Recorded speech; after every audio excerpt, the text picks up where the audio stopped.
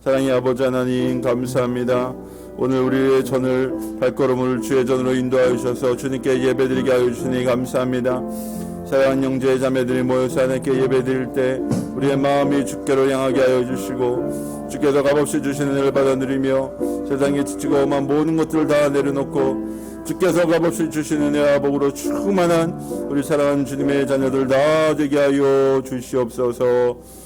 거룩하신 아버지 하나님 감사합니다. 오늘도 주님의 날을 맞이하여서 주님의 백성들을 주의 전으로 모아주시고 하나님께 예배드리게 하여 주신 감사합니다.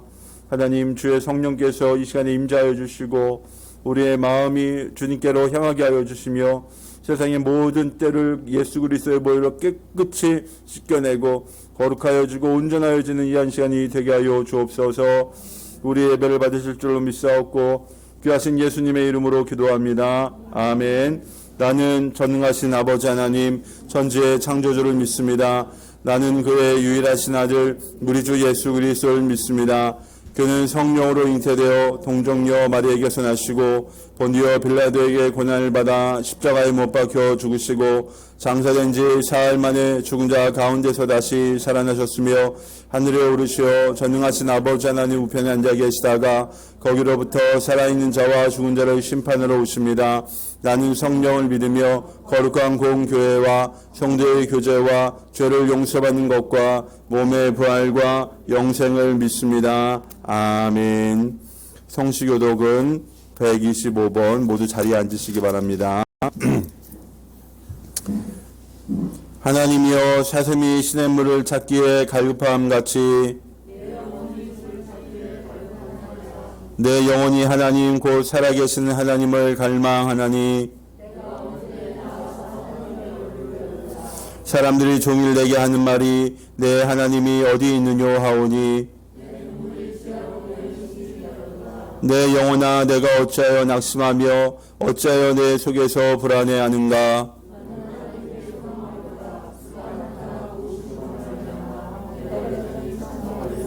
낮에는 여호와께서 그의 인자하심을 베푸시고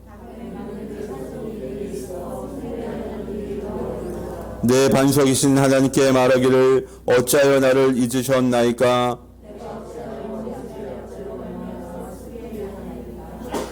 내 뼈를 찌르는 칼같이 내 대적이 나를 비방하여 늘 내게 말하기를 내 영혼아 내가 어찌하여 낙심하며 어찌하여 내 속에서 불안해하는가.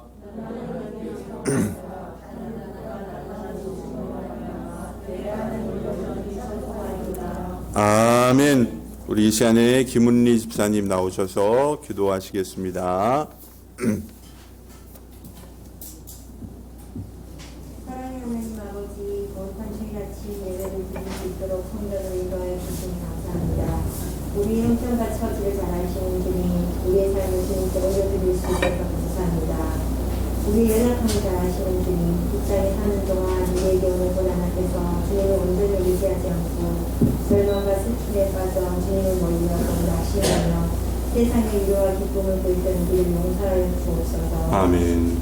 지난 1년 동안 코로나로 마음과 몸이 많이 힘들고 지쳐있지만 그럴 때마다 주님을 의지하고 붙들게 하시니 감사합니다. 간절히 바라옵기는 이 질병이 하루속히 사라져서 우리의 삶이 평안과 안정을 누리게 하여 주시옵소서. 아멘. 우리 참교회가 어떤 상황에서도 감사와 전도를 할 수 있도록 우리의 마음과 생각을 붙들어 주시니 감사합니다. 아멘. 목장을 통하여 서로 삶을 나누고 위로와 은혜를 받게 하시고 더 친밀한 교제를 나누게 하시니 감사합니다. 목장이 확장되어 분가를 하게 되고 의아익을 섬기고 그들을 주님 앞으로 인도하는 데 마음을 다하게 하소서. 아멘. 이 목장이 주님이 기뻐하시는 작은 교회로서의 사명을 잘 감당하게 하시고 항상 은혜가 넘치는 몸이 되게 하여 주시옵소서. 아멘. 사랑의 하나님 아버지, 몸이 연약한 자녀에게는 주님이 치료하사 깨끗이 낫게 하시고 마음이 힘든 이에게는 주님의 평안으로 인도하여 주옵소서.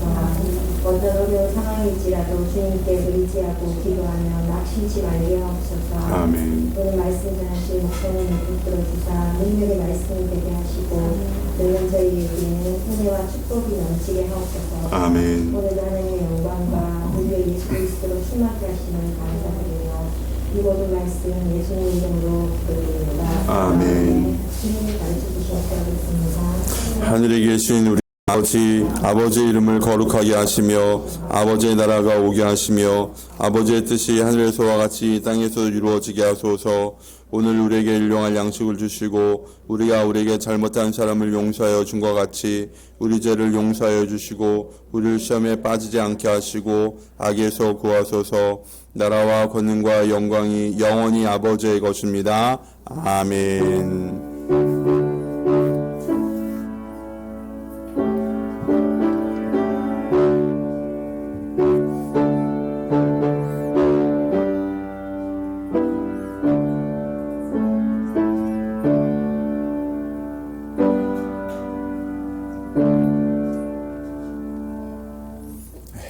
할렐루야.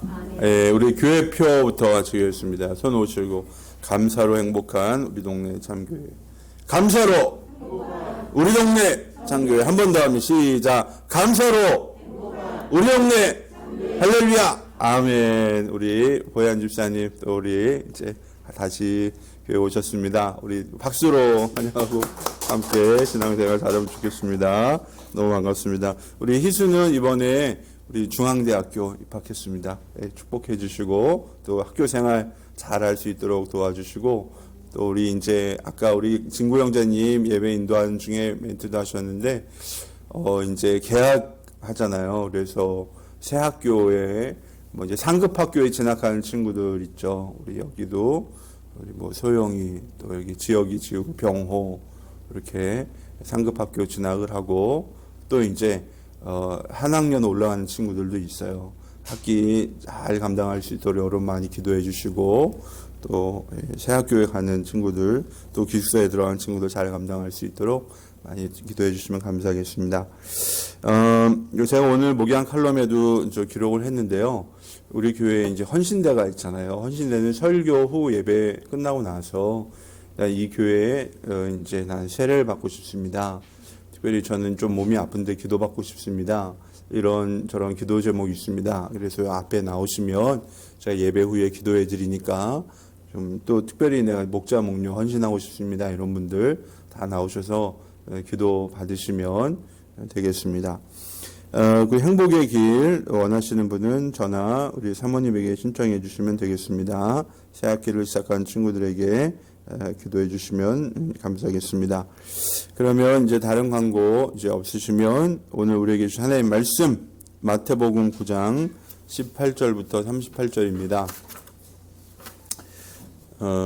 마태복음 9장 18절부터 38절 너무 좀 많아. 18절부터 26절 읽고요. 그 다음에 35절로 갈 거예요. 좀 다 길어서. 예수께서 이 말씀을 하실 때 지도자 한 사람이 와서 예수께 무릎을 꿇고 말하였다. 내 딸이 방금 죽었습니다. 그러나 오셔서 그 아이에게 손을 얹어 주십시오. 그러면 살아날 것입니다. 그런데 12회 동안 혈루증으로 앓는 여자가 뒤에서 예수께로 다가와서 예수의 옷술에 손을 대었다.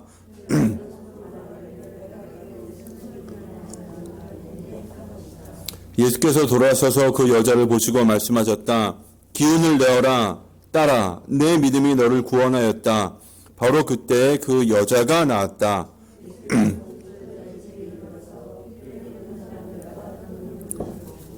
이렇게 말씀하셨다. 모두 물러가거라. 그 소녀는 죽은 것이 아니라 자고 있다. 그들은 예수를 비웃었다.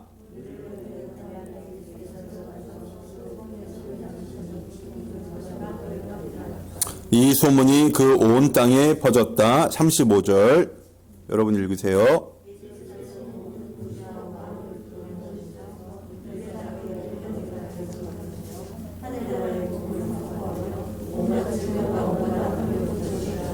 예수께서 무리를 보시고 그들을 불쌍히 여기셨다. 그들은 마치 목자 없는 양과 같이 고생에 지쳐서 기운이 빠져 있었기 때문이다. 다 같이 그러므로 너희는 추수하는 주인에게 일꾼들을 그의 추수밭으로 보내시라고 청하여라. 아멘. 할렐루야. 사랑하고 축복합니다. 잘 오셨습니다. 제가 전에 전도를 하다가 길에서 할머니 한 분을 배웠어요. 보통 할아버지 할머니들은 이 전도를 할 때 할머니 뭐 건강하세요? 어디 아픈 데 없으세요? 이렇게 물어봐 주면 굉장히 좋아해요. 그래서 그거를 가지고 이제 이야기의 물꼬를 트게 됩니다. 그래서 그 할머니 보고 할머니 어디 편찮으신 데 없으세요? 제가 이렇게 물어보니 할머니가 뭐라 그러시냐? 아이 말을 뭐해? 다 걸어다니는 종합병원이요? 이러는 거예요. 그러니까 다 아픈 데가 굉장히 많다 이런 얘기죠. 그래 하여튼 이래봬도 온몸이 다 아파. 무릎도 아프고 허리도 아프고 혈압도 있고 내가 죽지 못해 살아. 이런 어른들의 멘트가 있어요. 하여튼 그래서 제가 할머니 제가 이렇게 아프신 데도 많은데 기도해 드릴게요. 그래서 할머니 제 이름도 알고 전화번호도 알면은 평소에도 기도해 드릴 수 있으니까 전화번호 주세요. 이렇게 해서 이제 VIP를 삼아가지고 기도하고 합니다. 보통 병원에 계시는 의사 선생님들은 한 과목만 보죠. 귀를 보시는 분들은 귀만 보고, 또 이제 심장 보시는 분들은 심장만 보고, 뼈 부러진 거 보시는 분들은 뼈만 보고, 뭐 이렇게 보는 분야들이 대충 어떻게 돼 있어요? 정해져 있어요. 그래서 뭐라고 얘기를 하죠? 전문의라고 얘기하잖아요. 전문의가 된다는 거는 어떤 특정한 분야의 전문성을 가진다라는 얘기입니다. 우리가 이게 하여튼 좀 크게 다치거나 큰 병이 들면은 종합병원을 가잖아요. 종합병원을 가는 이유가 바로 거기에 누가 있기 때문에, 그렇죠. 전문의가 있기 때문에 큰 병원에 가는 것이죠. 그런데 뭐 우리가 잘 알지만 이 병이라는 것이요, 한 번에 하나만 오진 않아요. 그렇죠? 갑자기 아까 그 할머니처럼 다리도 아프고 혈압도 있고 뭐 백내장도 있고 막 이렇게 무릎도 아프고 막 이렇게 여러 가지 것들이 한꺼번에 오기도 합니다. 그래서 우리는 이런 질병들을 고치기 위해서 이 병원 갔다 저 병원 가고 또 이 선생님 만났다 저 선생님 만나고 이렇게 왔다 갔다 하는 것입니다. 한 사람이 여러 병을 앓을 수는 있는데요. 한 선생님이 여러 질병을 고치기는 어려워요. 그게 현재 시스템입니다. 그런데 오늘 말씀 보면 신기하게도 예수님은요, 혈루증을 앓는 여인도 고쳐주시고요. 우리가 지금 우리 읽지는 않았지만 27절을 보면요, 눈먼 사람 둘을 고쳐주시기도 하고요. 그 다음에 밑으로 쭉 내려가서 32절 보면은 귀신 들려 말 못하는 이 벙어리 같은 사람도 고쳐주셔요. 그리고 죽은 소녀도 살려주셨어요. 그러니까 예수님은 질병에 상관이 없이 중하거나 아프거나 아니 모든 사람들을 다 고쳐주셨다는 거예요. 육신의 질병만이 아니라 마음의 아픔까지 고쳐주신 분이에요. 35절에 보면은 예수께서 쭉 모든 도시와 마을을 두루다니시면서 유대 사람 여러 회당에 가르치며 하늘나라의 복음을 선포하며 온갖 질병과 온갖 아픔을 고쳐주셨다 그랬거든요. 그러니까 예수님은 모든 질병을 고쳐주실 수 있는 능력이 하나님이십니다. 특별히 오늘날 육신의 질병만이 아니라 마음의 상처를 안고 살아가는 사람들이 참 많이 있습니다. 그런데 우리가 주님을 만나면 이런 병과 아픔에서 자유함을 얻을 수 있습니다. 그럼 주님은 어떻게 사람들을 고쳐주셨냐? 다른 것이 아니라 바로 모두 믿음으로 고쳐주셨다 이야기라고 했어요. 믿음으로. 그러면 이 믿음이 뭐냐? 오늘 특별히 이 본문에서 우리는 믿음이 무엇인지를 굉장히 구체적으로 발견할 수 있습니다. 우리를 치료하고 우리를 자유롭게 하고 우리를 온전케 하는 이 믿음이 무엇인지 발견하고 이 믿음으로 살아가는 저와 여러분 되기를 우리 주님의 이름으로 축복합니다. 예, 우리 본문이 우리에게 주신 첫 번째 교훈 시작. 믿음은 겸손입니다. 예수께서 이 말씀을 하실 때 지도자 한 사람이 와서 예수께 무릎을 꿇고 말하였다. 내 딸이 방금 죽었습니다. 그러나 오셔서 그 아이에게 손을 얹어 주십시오. 그러면 살아날 것입니다. 아멘. 이게 이제 달리다곰 얘기인데 여기는 달리다곰이 안 나오죠. 예수님이 공생의 사역을 하실 때요, 3명을 살려주셨어요. 셋. 첫 번째는 오늘 본문에 나오는 회당장 야이로의 딸. 그 다음에 두 번째는 나인성 과부의 아들. 세 번째는 나사로. 그렇죠. 이 셋을 살려주셨어요. 지금 근데 여기에는 야이로라는 이름이 안 나오고 지도자라고 되어 있는데요. 이 똑같은 사건이 마가복음하고 누가복음에도 나와요. 거기서는 이 사람이 회당장이고 이 사람의 이름은 야이로다. 이게 분명히 얘기하고 있거든요. 그러니까 이 회당장 야이로입니다. 이게 이 사람이 회당장은요 말 그대로 지도자예요. 종교 지도자입니다. 이 회당장이 하는 일이 굉장히 중요한 일을 합니다. 왜냐하면 유대 사회는 종교 중심적인 사회이기 때문에 이 회당장의 역할이 아주 커요. 회당장이 하는 일은 크게 세 가지입니다. 첫 번째는 뭐냐면요. 두루마리를 관리하는 거예요. 성경 두루마리를 관리하는 일을 합니다. 우리는 지금 성경책이 뭐 이렇게 되어 있잖아요. 이렇게 성경책이잖아요. 근데 예수님 당시만 해도요. 성경책은요. 양피지라든지 두루마리에 썼어요. 우리가 왜 양피지 하면은 뭐 양가죽 뭐 이렇게 생각을 하잖아요. 근데 양가죽, 양피지를 한 장 만드는데 들어가는 비용이 굉장히 커요. 왜냐하면은 여기 약품 처리도 해야 되고요. 또 이제 만든다고 해서 잘 만들어지는 것도 아니고 버리는 것도 있어요.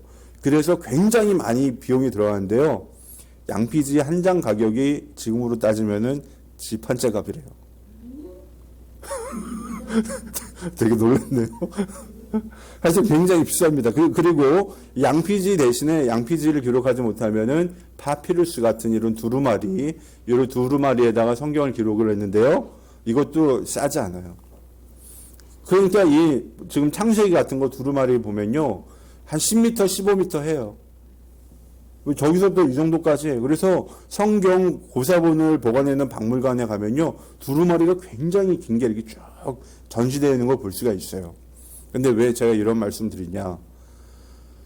이게 회당장이 하는 첫 번째 중요한 일이 뭐라고요? 두루마리 관리. 지금 우리는 창세기 10장 하면은 창세기 10장 이렇게 쭉 이렇게 넘기면 되잖아요. 근데 두루마리는 어떻게 해야 돼요? 펼쳐야 되잖아요. 쭉 펼쳐가지고 그걸 딱 보고 다시 이거 본 다음에 다시 이걸 어떻게 말아놓고. 그러니까 이게 두루마리 관리하는 게 굉장히 중요합니다. 필수하는데도 공이 들어가잖아요. 그리고 또 이제 이 회당장이 하는 일이 어떤 일이냐면요. 각 안식일마다 이렇게 예배를 비싼 걸 드리게 되는데요. 이 순서 담당자, 이게 성경은 누구가 읽을 것이고 어디를 봉독할 것이고 찬양은 뭘 할 것이고 시편 몇 편을 할 것이며 이런 것들 순서 담당자와 식순을 관할을 하는 역할을 해요. 회당장이. 그 다음에 세 번째도 굉장히 중요한 역할인데 자기 이 회당이 있는 마을에 이 사람들이 영적으로 거룩하게 생활을 하고 있는지 아닌지를 관리하는 역할까지 해요. 그러니까 말 그대로 이 회당장은요 굉장히 중요한 사람이에요. 마을의 중심 인물이에요. 근데 이 회당장이 예수님께 찾아와서 뭘 했대요? 18절 예수께 무릎을 꿇고 말하였다 그랬어요. 여러분 언제 무릎을 꿇습니까? 그렇죠. 상대방한테 항복할 때 무릎을 꿇어요. 또 언제 무릎을 꿇습니까? 그래. 절대자 앞에 왕이나 이런 절대자 하나님 앞에 나갈 때 무릎을 꿇어요. 또 언제 무릎을 꿇어요? 선생님 앞에서 제자들이 무릎을 꿇어요. 무릎을 꿇는다는 건요 절대적인 뭐예요? 겸손과 복종의 표시입니다. 이 사람은요 회당장이라 높은 지위를 가졌지만 내 죽은 딸을 살릴 능력이 없어요. 그러니까 뭐예요? 주님 앞에 무릎을 꿇은 거예요. 회당장이란 지위와 명예가 자기 딸을 살리지 못한다는 것을 이 사람은 너무나도 잘 알아요. 딸의 죽음 앞에서 절대적인 무력감을 느낀 이 회당장이 마지막 희망의 끈을 붙잡고 주님께 찾아와서 주님께 무릎을 꿇은 거예요. 그리고 던지는 한마디가 뭐예요? 내 딸을 살려주세요. 지금 내 딸이 막 죽었는데 내 딸을 살릴 수 있는 분은 오직 주님밖에 없습니다. 주님, 내 딸을 살려주세요.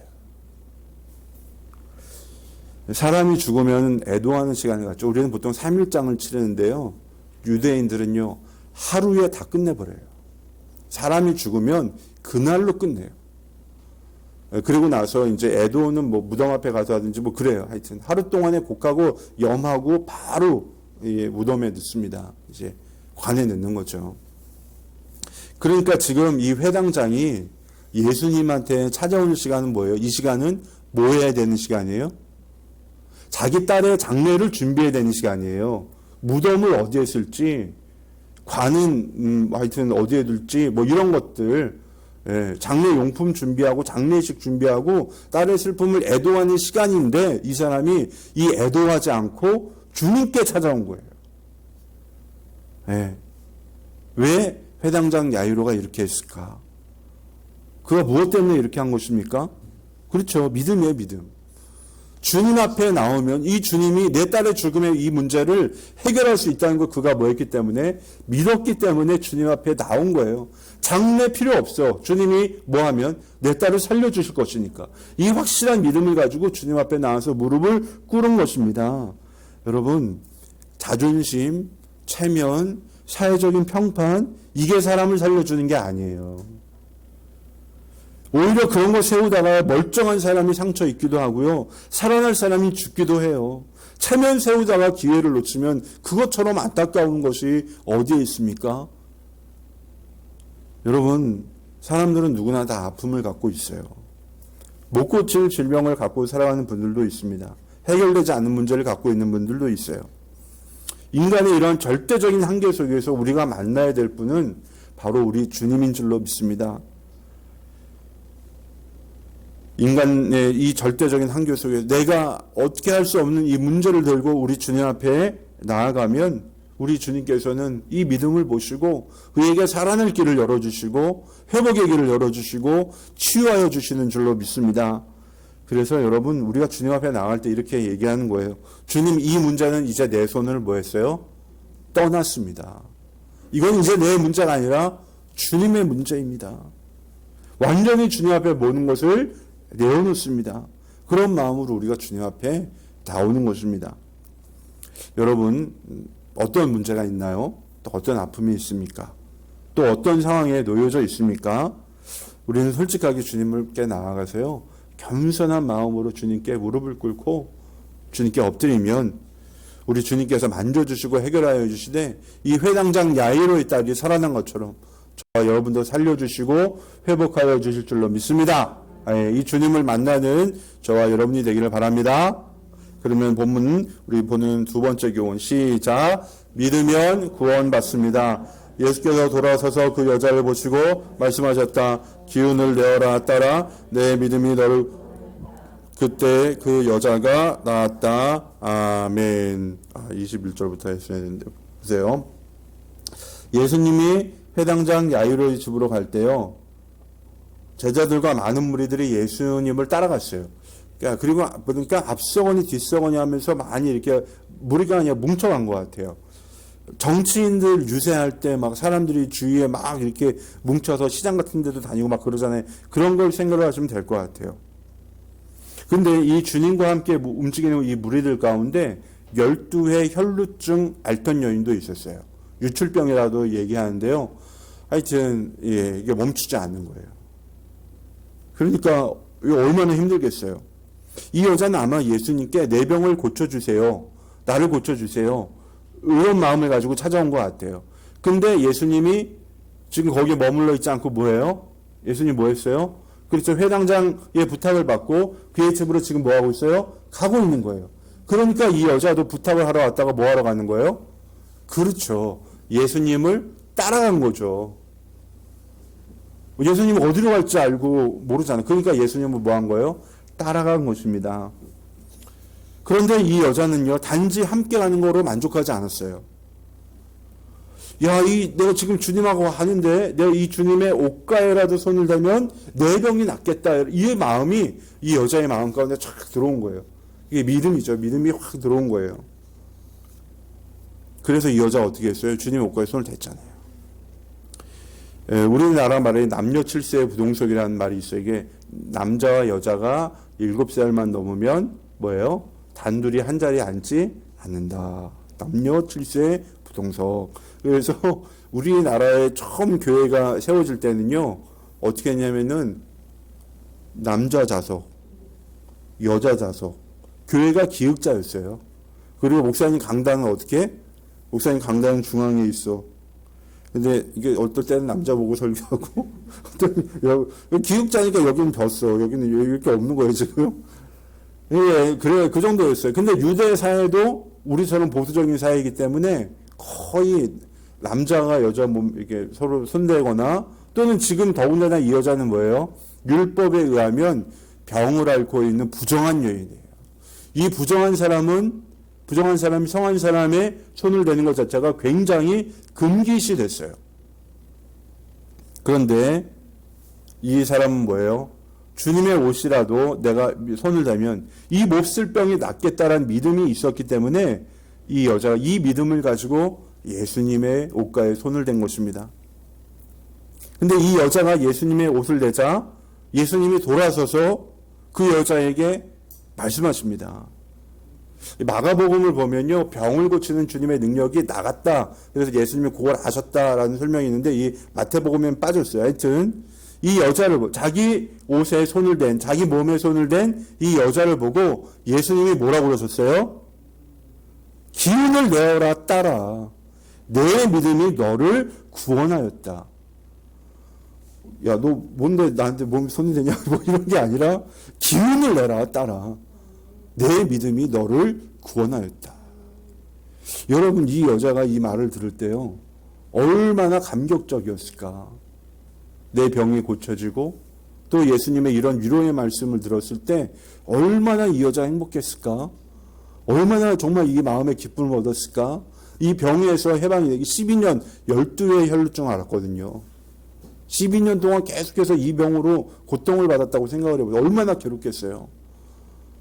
우리가 이게 배탈만 나도요, 하루 견디기도 힘들잖아요. 근데 12년 동안 기도는 길어도요, 응답은 순간입니다. 신앙생활을 하다 보면 누구나 오랜 기도의 제목이 있어요. 믿지 않는 배우자의 문제, 형제 자매 부모, 치유되지 않는 질병, 또 해결되지 않는 문제들. 여러분, 이 문제들을요, 우리가 문제라고 여길 것이 아니라요, 우리가 주님을 만날 수 있는 통로라고 여기시길 바랍니다. 여러분, 정말 이 통로를 통해서 우리가 주님을 붙들면요, 주님의 지혜와 주님의 능력이 우리에게 임할 뿐만 아니라 우리가 이것을 인하여 더욱더 굳건히 주님을 붙들면요, 이것 때문에 우리가 주님을 떠나지 않고요, 더 큰 은혜와 복을 받을 수 있는 비결이 여기에 있습니다. 그래서 우리가 우리에게 기도 제목이 있는 것을 때로는 뭐예요? 감사할 수 있어야 돼요. 하나님, 내가 이 문제 때문에 주님을 더욱더 깊이 만나게 해주셔서 감사합니다. 며칠 전에 우리 아이들이랑 이야기를 하는데요, 하나이가 이런 얘기를 해요. 자기가 조금 이렇게 어떤 기도 제목을 가지고 기도를 하는 게 있었는데, 알바자를 두고 기도를 했는데, 지금 생각을 해보니까, 이걸 지금 기도할 때가 아니었다. 그러면서 기도 제목이 바뀌었다, 이렇게 얘기를 하더라고요. 제가 굉장히 좀 이렇게 감사했어요. 이게 하나님이 바로 응답해 주시지 않으니까, 자기가 해야 될 거를 깨닫는구나. 하나님 감사합니다. 여러분, 그래서요, 중요한 것은 뭐냐면요, 주님을 만나는 거예요. 주님을 만나는 거. 이 통로를 통해서, 이 문제가 통로라고요. 이 통로를 통해서 주님을 만나면 언젠가 우리가 갖고 있던 문제들이 해결이 되고요. 또 답이 없는 인생의 답이 찾아지고요. 길을 모르는 인생의 길을 찾는 거예요. 이게 이 문제를 통해서 주시는 은혜입니다. 여러분, 우리 예배를 드린 참교회 가족들 가운데요, 이 감당이 어려운 문제가 있으면 주님을 만나셔야 돼요. 제가 하여튼 아는 친구 얘기를 할게요. 이 친구는 하여튼 믿음의 가정에서 자라났어요. 하여튼 믿음의 가정에서 자라났는데, 이제 청년 시절이 되니 조금 곁길로 가다가 굉장히 이제 군대 제대한 이후에는 하여튼 마음대로 살았어요. 그래서 이 나이트클럽에 가서 카운터를 보기도 하고, 나이트클럽 카운터는 조폭들 이렇게 하니까 거기 카운터도 보고, 하여튼 그렇게 살았어요. 인생을 살다가 여자친구가 있었는데, 자기 집에 불을 지르고 극단적인 선택을 했어요. 근데 그 친구한테 그 일하고 전혀 상관이 없는데 이 살인의 누명을 썼어요. 이 엄마가 그 친구가 죽였다. 뭐 이런 식으로 경찰에 진술을 해서 가서 이제 조사를 받았는데 하여튼 뭐 이제 알리바이도 있고 그런 짓을 할 친구는 아니어서 이제 경찰 조사에서는 무혐의로 이제 풀려났어요. 근데 하여튼 그 일을 겪고 나서 이 친구의 집에서 어떻게 했냐?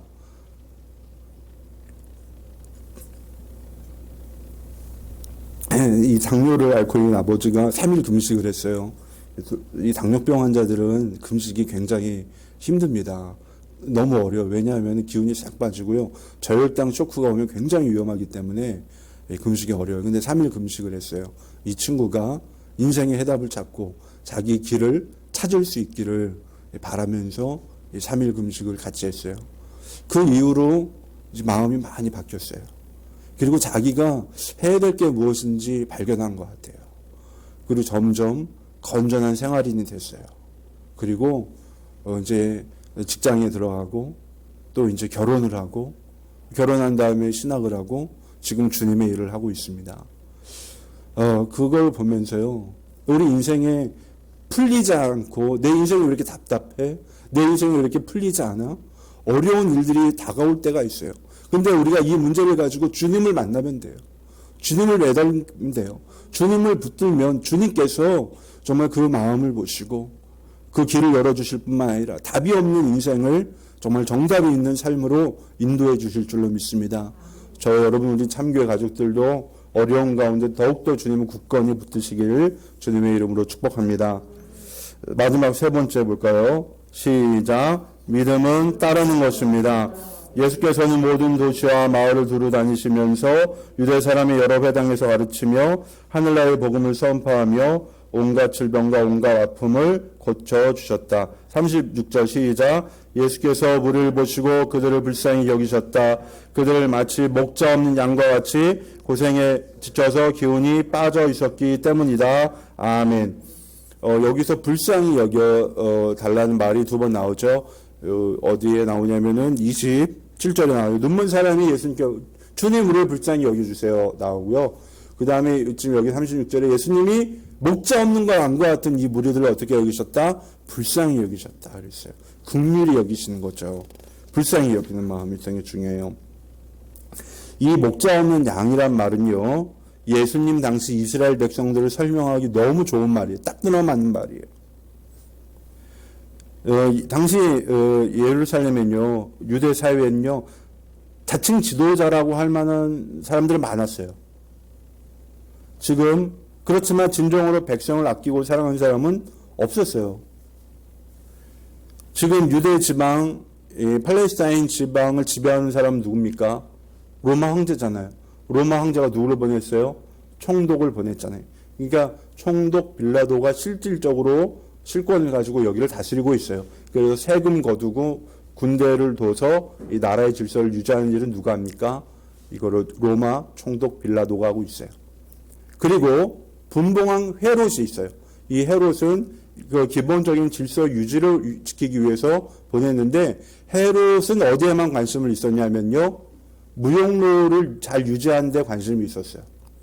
왜냐하면은 이 팔레스타인 지방 자체가 유럽과 저쪽 아시아 또 아프리카, 중동 여기를 잇는 교통의 요지였기 때문에 이 무역로만 잘 관리를 하면 거기서 얻어지는 수입이 엄청납니다. 그래서 헤롯은요, 이 무역로를 잘 관리하고 자기가 여기 왕으로 남아있는 데만 관심이 있어. 백성들이 어떻게 되는지 별로 신경 안 써요. 세 번째 또 누가 있습니까? 대제사장 같은 종교 지도자들이 있어요. 이 사람들이 원하는 건 뭐냐? 율법을 잘 지키고 제사 잘 드리고 성전에 와서 이것만 잘하면 돼.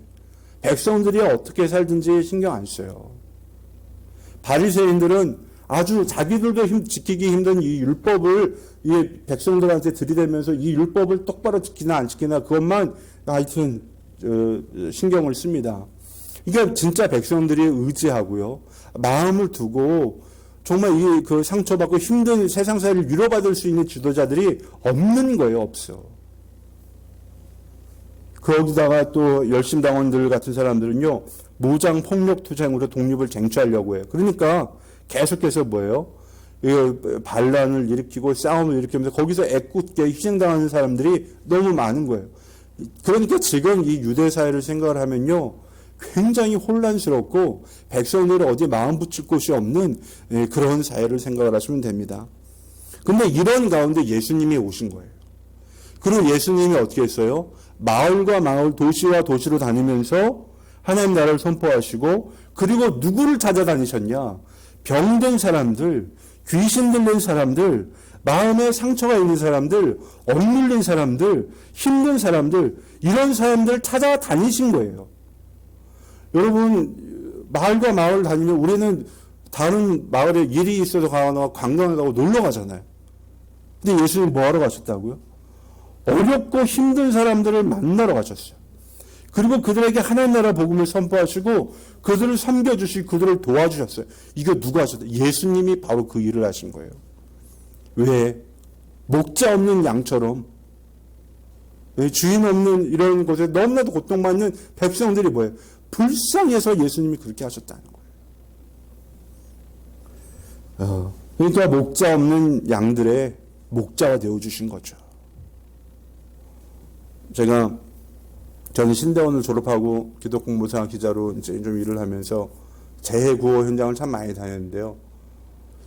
2001년인가 2002년 루산가 하여튼 매민가 엄청난 강릉 지역이, 강원도 지역이 피해 왔어요.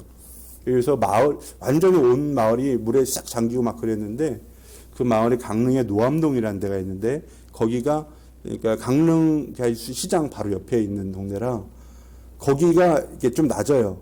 그리고 바로 바다에 붙어 있고 굴 옆으로 이게 하천이 큰 게 지나가고 있어가지고 거기 이제 완전히 물난리가 크게 났어요. 온 마을이 다 잠기고 교회도 싹 잠겼었어요.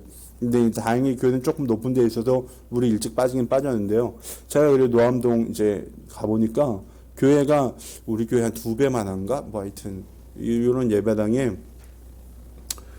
토요일이었거든요. 토요일이었어요. 근데 다음 주일이잖아요. 근데 교회에 재래구 용품 있잖아요. 라면 박스, 생수, 뭐 하여튼 부탄가스, 뭐 이런 것들 있잖아요. 담요 이런 것들이 산더미처럼 꽉 차 있는 거예요. 그래서 제가 이제 목사님 뭐 이렇게 저희 만나서 얘기도 하고 그랬는데, 뭐냐면은 교인들이 다 뭐 하고 있냐면 마을 사람들이잖아. 완전히 물에 잠겼잖아요. 아무것도 없어. 그러니까 교회에 이거 다 갖다 놓고 사람들 다 나눠줘. 우리 교회를 재구호 현장으로 쓰세요. 딱 주일 예배 뭐 잠깐 밖에서 드리면 되지. 상관없어. 왜? 사람들 살리는 게 더 중요하니까. 그래서 교인들은 다 뭐예요? 집집마다 다니면서 청소하는 거 도와주는 거예요. 물건 버리고, 집에 완전히 쓰레기가 찼잖아. 물로 씻어내고 청소하고, 이런 거를 교인들이 다 도와주고, 그러면서 마을을 회복하는 일을 성도들이 하는 거야. 제가 굉장히 감동받았어요.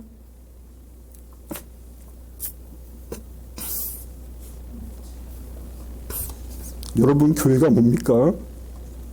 교회는요, 복음이 필요한 사람한테 복음을 주는 거예요. 근데 이 복음이 뭡니까? 사람을 살리는 게 복음이에요. 이게 복음이에요, 복음. 예수님은요, 사람을 살리러 다녔어. 그러니까 마음이 있는 사람, 어려운 사람 도와주는 거, 그거 복음이에요. 그게 복음. 복음이 그게 삶이 되는 거예요. 이게 목자가 되어주는 거예요. 여러분, 우리가 예수님 따른다고 얘기하잖아요. 예수님 따르는 게 뭡니까? 예수님처럼 사는 게 예수님을 따르는 거예요. 오늘날 교회는요, 복음이 필요한 사람들이 다가가는 거예요. 그리고 이 삶으로 복음을 전하는 게 교회의 역할입니다.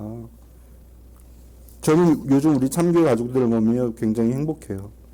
가만히 이야기를 나누다 보면 어떻게든 주변의 사람들을 돕고, 그리고 이웃 사람들을 섬기는데 참 이게 많이 애를 쓰고 있다라는 모습을 보게 됩니다. 실제적으로 마음을 나눠주고 물질을 쓰고 사람들을 섬기는 이런 모습을 보면서 제가 굉장히 감사해요. 제가 그런 모습을 볼 때마다 참 행복해서 하나님께 이렇게 기도를 드립니다. 하나님, 우리 참교회 가족들이 복음을 삶으로 살아내고 있어서 너무 감사합니다. 주님을 닮은 사람으로 세워지는 우리 참교회 가족들이 자랑스럽습니다. 주님, 우리 참교회 가족들의 복의 복을 더해주세요. 주님의 삶을 실천하는 참교회 가족들에게 지혜도 주시고 능력도 주시고 필요한 것도 공급해 주세요. 예. 제가 이렇게 기도합니다. 여러분, 능력이 누구에게 필요합니까? 지혜가 누구에게 필요해요? 우리에게 다 필요하죠. 근데 주님이 이 능력과 지혜를 누구에게 주실까요? 그렇죠. 주님을 닮은 삶을 살아가는 사람에게 주시는 거예요. 진정으로 우리가요, 능력 있고 지혜로운 삶을 살기를 원하면요, 주님을 따라 살면 돼요. 거기에 이 능력이 임하는 거예요. 우리가 그냥 막연히 하나님 지혜 주세요, 하나님 복 주세요 할 것이 아니라, 이제 내가 하나님을 위해서, 정말 이웃을 위해서 내 복음을 내 삶으로 살겠습니다. 다짐을 할 때 이런 능력이 저와 여러분에게 임할 줄로 믿습니다. 여러분, 우리 주님을 만난 사람 누구나 구원을 받았어요. 죽은 소년은 아버지의 믿음으로 살아났습니다. 12의 혈루증으로 고통당하는 여인은요, 믿음으로 구원을 받았어요. 그리고 이 눈먼 사람들도 어떻게 눈을 뜨고 귀신 들린 사람 고쳐주셨어요. 우리 주님을 만나면 됩니다. 그러니까 내가 지금 다가온 문제들을 주님을 만나는 통로로 여기시고, 하나님, 나에게 있는 이 질병, 나에게 있는 이 어려움을 통해서 내 주님을 만나게 하여 주시고, 주님이 능력이 나에게 임하게 해주세요. 주님의 지혜를 우리의 자녀들에게 허락해 주세요.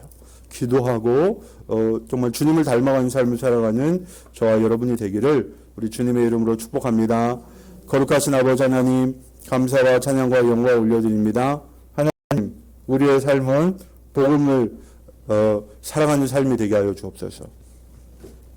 복음이 내 삶에 나타나게 하여 주옵소서. 예수님처럼 살게 하여 주시되 예수님의 그 능력이 우리에게 임하게 하여 주시옵소서. 결단하고 실천하는 우리 참교회 가족들이 되게 하여 주시고, 이 가운데 주님의 능력과 지혜가 폭포수처럼 임하게 하여 주옵소서. 예수님 이름으로 기도합니다. 아멘. 다 같이 일어나셔서 준비하신 예물 드리겠습니다.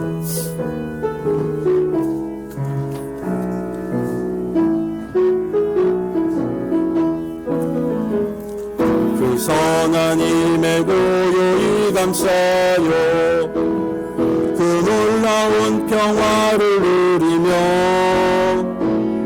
나 그대들과 함께 걸어가네. 나 그네들과 하늘을 여네. 지나간 오물 어둠의 날들이 무겁게 내 영혼 짓눌러도 오주여 우리 외면치 마시고 약속의 구원을 이루소서. 그 선한 힘이 우리를 감싸시고 나를 기대하니 주 언제나 우리와 함께 계셔. 하루 또 하루가 늘 새로워. 하나님 감사합니다. 오늘 주님의 전에 나와 예배드리고 또한 귀한 은혜를 받았습니다. 하나님, 또한 지난 한 주간 살아갈 때 하나님 많은 은혜를 베풀어 주셨는데 은혜에 감사하여서 또 이렇게 11조의 예물로 또 주일헌금으로 감사 예물로 주님 앞에 올려드립니다. 아버지, 정말 이 주님께 예배드리고 또 예물 드리는 이 손길들의 복의 복을 더하시고 은혜 위에 은혜를 더하셔서 하나님 사랑하는 데 필요한 물질 하나님 아버지 모자라지 않도록 충족히 공급하여 주시고, 또 하나님께서 주신 것으로 나누고 베풀고 섬길 수 있는 은혜 또한 아버지 허락하여 주옵소서. 하나님, 특별히 지금 코로나19가 횡행하는 때에 우리 참교회 가족들 건강으로 붙들어 주셔서 어려움 당한 일 한 사람도 없게 하여 주시고, 이제 백신 투약이 시작이 되었습니다. 하나님 아버지, 우리 모두 이제 건강해서 집단 면역 완전히 코로나가 종식이 될 때까지 그 모든 과정이 순조롭게 진행이 되게 하여 주옵소서. 특별히 우리 참교회 오늘 또 하나님 또한 정말 주님의 곁으로 다시 돌아온 귀한 지체가 있습니다. 하나님, 정말 그 이름이 저 하늘나라의 생명책에 기록된 것처럼 주님의 아버지 믿음의 교제가 더욱더 풍성케 하여 주시옵소서. 특별히 내일부터 새 학기, 새 학년을 시작하는 당신의 자녀들이 있습니다.